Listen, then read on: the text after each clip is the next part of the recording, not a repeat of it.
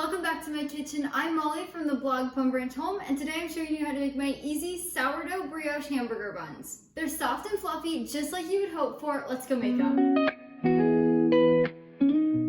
This recipe was inspired by my favorite hamburger buns at any type of restaurant. So especially fried chicken restaurants. We have one down here near Nashville that is so good. They serve fried chicken tenders on a brioche bun. So I thought I better develop a recipe at home so I can make them all the time. Before we get started, you need to make sure your sourdough starter is fed and active. So it needs to be bubbly, and that's a true indicator that it's active and ready to go so that it will rise your buns. So that generally means you need to feed it 4 to 12 hours before you make this recipe. So if you need help doing that, go down to the description below. I'll leave some resources. There's blog posts, there's a YouTube video that I've created that you can check out, and then I have free sourdough ebooks that will walk you through everything you need to know. So make sure your starter is active, and then you're gonna grab 1/3 of a cup of fed sourdough starter. So add that to your mixing bowl. Next, you'll add in 1/3 of a cup of milk. You can use any kind, I like to use whole milk. And then 1 teaspoon of raw honey. Just drizzle that in there. Next, we'll add in 1 teaspoon of salt. I like to use sea salt. And then finally, 2 tablespoons of avocado oil. You could also use melted butter if you choose. And then you're gonna grab some kind of bread whisk, or you can just grab a spoon, and we're gonna mix this together. So just mix it until everything's combined. And then we're gonna add in 1½ cups of flour. The last 1/4 of a cup we're gonna add in later whenever it's done bulk fermenting and we add in our egg yolk. And that's going to enrich our dough. So just go ahead and mix this together. And for my brioche bun recipe and any of my brioche recipes where an egg is added into a dough, if it needs to bulk ferment, I like to add that in after the bulk ferment happens. You're not supposed to let any type of egg yolk sit out for more than 2 hours. So if the dough is bulk fermenting for 10 to 12, it's a lot longer, and it's just much safer to add at the end of the ferment instead of before. So we're just gonna mix this together. It's gonna be a little bit crumbly, so if you need to add another tablespoon or 2 of milk, go right ahead to help it combine. Once you have it combined, you're then going to use your hands to help bring it together into a dough ball. So right now, as you can see, it's a little shaggy. That's exactly the texture you want. You do not want it to be too hydrated. So just use your hands to kind of knead it together and get all of the excess combined. So just like that. Now we're gonna turn this out onto our counter. You don't necessarily need any flour unless it starts to stick, but then we are going to knead this by hand for 2 to 3 minutes. If you have a stand mixer with a bread hook, you can use that instead, but it's up to you. To knead, you're going to push, fold, push, fold. That's the easiest way to knead any type of dough.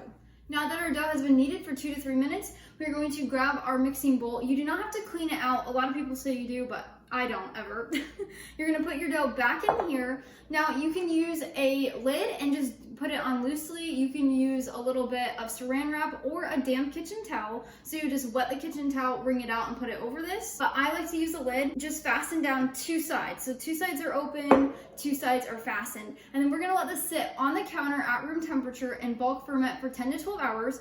During this time, it's going to rise and double in size. There's gonna be a lot of air bubbles in here. So if that does not happen to your dough after the 10 to 12 hours, it could be 2 issues. Either your home is a little bit cooler and the bulk ferment is gonna take longer. With that, you can just put it in a warmed space. I have all the details that you need in troubleshooting down in the description below. It also might be your sourdough starter string. A weak starter will not allow your dough to double in size and bulk ferment. I have all the help you need in the description below. Go check that out if you have any problems. So now we're gonna let this bulk ferment for 10 to 12 hours. Right now, it's about 10 o'clock in the morning, so this is gonna be done around 8 to 10 o'clock tonight. I do not want to finish making my sourdough buns at that time. So after the bulk ferment has completed and everything has doubled in size, I'm then going to fasten the lid completely on. I'm going to put it in my refrigerator until morning. You can keep your bulk fermented dough in the refrigerator up to 2 days until you're ready to continue this recipe. I'll meet you right back here in the morning to continue this recipe.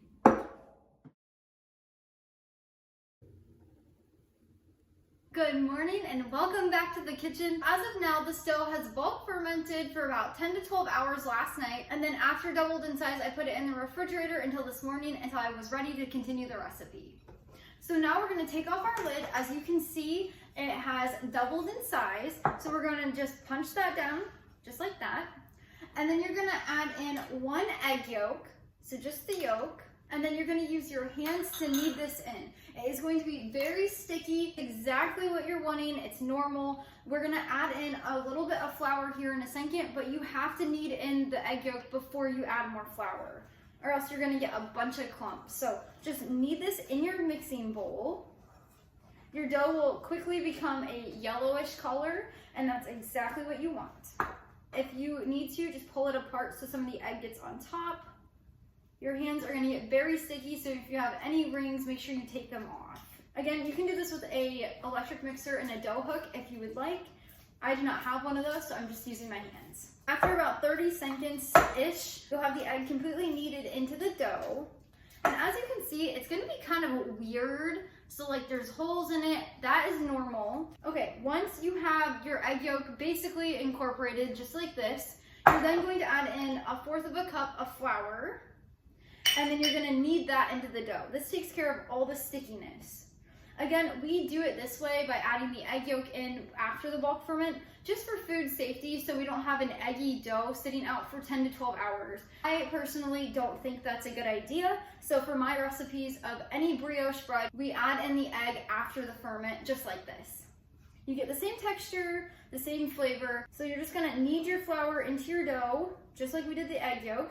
Now, if there's a bunch, like a little bit of flour on the bottom, that's completely normal. You can just actually pour that out onto your countertop, and then you can knead it into your dough out here. It's just basically there to make sure it's not sticky. But once you have all that flour incorporated and combined, we are then going to grab some kind of bench scraper or a knife or something, and we're going to divide this into our buns. I like to tear my dough apart just a few times to make sure there's no hidden egg in there. Okay, now we're going to divide our dough, but first you're going to want to grab a sheet pan and line it with parchment paper. So that's what I have here. Then you're going to divide your dough in either 4 or 6 pieces. 4 pieces for regular size buns, 6 pieces for a little bit smaller buns. So I'm going to do 4. You can just eyeball it, or you can use a kitchen scale and make sure they're exact. I just like to eyeball mine. And then to shape them, you're just gonna simply take your dough and you're gonna roll it in a circle on your countertop. Now, if they're starting to stick, just add a little extra flour to prevent that, but we're just gonna roll this. You can also use the method of taking your dough and stretching and folding it into a ball. So I do that sometimes. So you're just gonna stretch and fold the sides until it turns into a ball, just like this. Then you're just gonna pinch on the bottom, and there's your bun, but you can also just simply roll it out. Once it's shaped into a round ball, then you're gonna use your hand and you're just gonna push down lightly to flatten it out a little bit. And that's how you shape your sourdough brioche buns. After they are shaped, you're gonna put them on your sheet pan. I like to push mine down just a little bit more. And then just make sure they're not touching, because we're gonna let them proof and rise a little bit. Now we're just going to shape the rest of our buns. Once you have your buns shaped, so just like this, we're going to grab a dry kitchen towel and we're just gonna put it over the top. Then you're gonna let this sit out on the counter to proof for about 3 to 4 hours. Your buns will get a little bit bigger and they're gonna become puffy. That's what makes them light and fluffy after they come out of the oven. So I'll meet you back here in 3 to 4 hours.